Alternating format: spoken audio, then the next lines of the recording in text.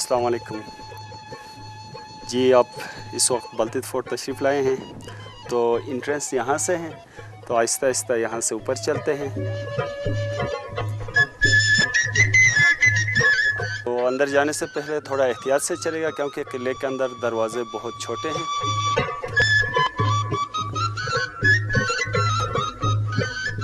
जी, तो ये इस किले का मेन इंट्रेंस है, और इसमें आप देखें कि यहाँ पे डबल दरवाजे हैं, दो दरवाजे हैं, एक बाहर और दूसरा ये अंदर वाला। लेकिन कदीम ज़माने का लॉक जो होता था, ये यहाँ पे एक स्टिक अंदर होल में है, तो ये जो सुराख है यहाँ पे इस स्टिक को अंदर रखा हुआ है, और ये जो स्टिक है यहाँ से आप देखें तो इस तरफ ये स्टिक आगे जाता है, और इसका यहाँ पे दूसरा यहाँ पे होल है, तो यहाँ से आप इसको यहाँ तक ले जाएंगे तो फिर ये दरवाज़ा लॉक, उस ज़माने का ये लॉक सिस्टम। जी, तो यहाँ पे देखें इस किले की जो फाउंडेशन है, असल में ये जो किला है पूरा लकड़ी के ढांचे पे खड़ा है। उस ज़माने में लोहे के पिलर्स वगैरह नहीं होते थे, पूरे किले को लकड़ी के फ्रेम पे बनाए हैं। इसका अंदर पत्थर लगे हुए हैं और बाहर से मड प्लस्तर। तो इसमें कोई ज़िलज़िले का ख़तरा होता है या दूसरे जो मूवमेंट्स होते हैं उसके ख़िलाफ़ ये स्ट्रक्चर काम करती है, इसी वजह से ये किला लॉन्ग टाइम तक खड़ी है। तो ये फाउंडेशन आप देख रहे हैं, तो ये पूरा किला जो है लकड़ी के ढांचे पे, उसके ये फाउंडेशन।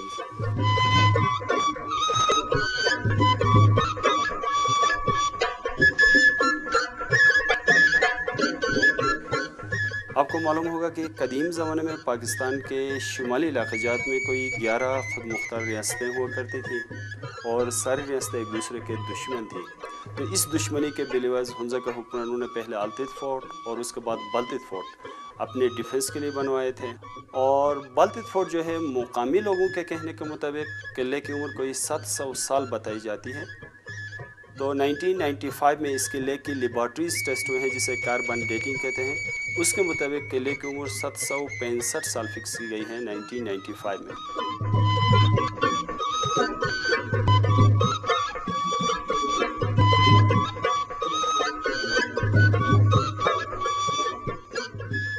ये उस ज़माने का ज़िंदान है, जेल।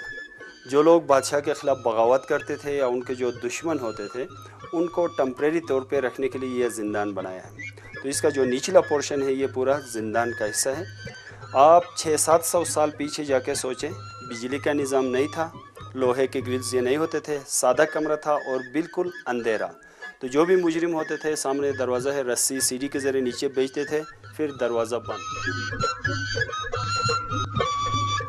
जी, तो यहाँ पे अभी रॉयल किचन की तरफ जा रहे हैं, तो यहाँ पे उनका शाही बावर्ची खाना।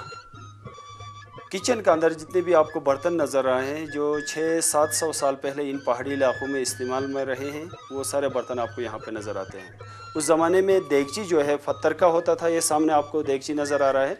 उस ज़माने में लोहे तांबे के बर्तन नहीं होते थे, तो नरम पत्थर का ये देगची है, तराश के इसमें हंडी पकाने के लिए। तो इस पे सालन बनाने के लिए कम से कम 3-4 घंटे लग जाते हैं। एक दफ़ा आप सालन बनाते हैं तो दोबारा गर्म करने की ज़रूरत नहीं पड़ती है। बाकी यहाँ पे मेटल ब्रॉस पार्ट्स आपको नज़र आएंगे। जब यहाँ के लोग इंडिया कश्मीर की तरफ गए तो ये सारा वहाँ से लेके आए। सामने आपको ग्राइंडर्स नज़र आएंगे।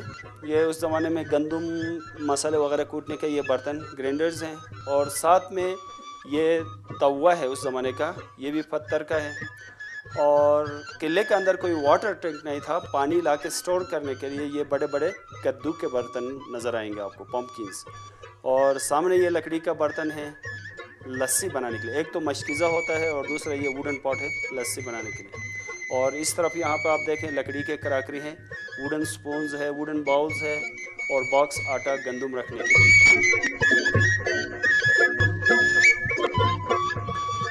ये इस किले का ओपन टेरेस है, तो यहाँ पे उनकी अदालत लगती थी, फैसले वगैरह यहाँ पे सुनाते थे।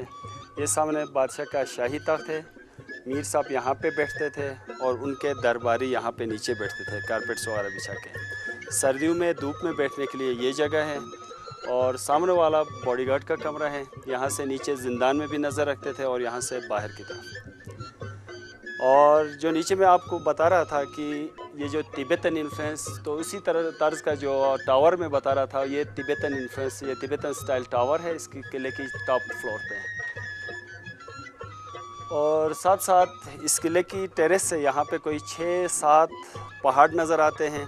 सामने डायरेक्शन में राकापोशी, ये 7,788 मीटर बुलंदी पे है, हाईएस्ट माउंटेन है यहाँ का।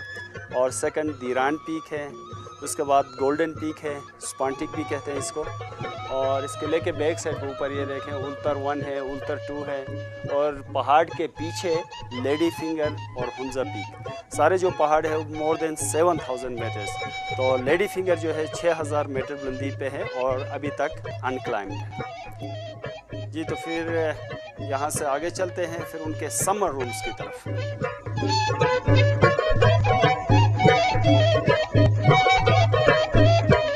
ये उनका समर बेडरूम, और सामने वाला कारपेट मसनद कहलाता है बाहर शाही तख्त पे बिछाने के लिए।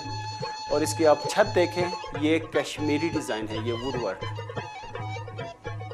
ये उनका समर बेडरूम की खिड़की से आप पूरा हुंजा का नज़ारा कर सकते हैं। और ये सामने बालकोनी पे जो भी काम हुआ है ये भी तिब्बतन और कश्मीरी डिज़ाइन है, ये वुड कार्विंग। तो बाहर जो बालकोनी आपको नज़र आ रही है ये हैंगिंग बालकोनी है जो नीचे से लॉन्ग वुडन पिलर्स पे खड़ा है।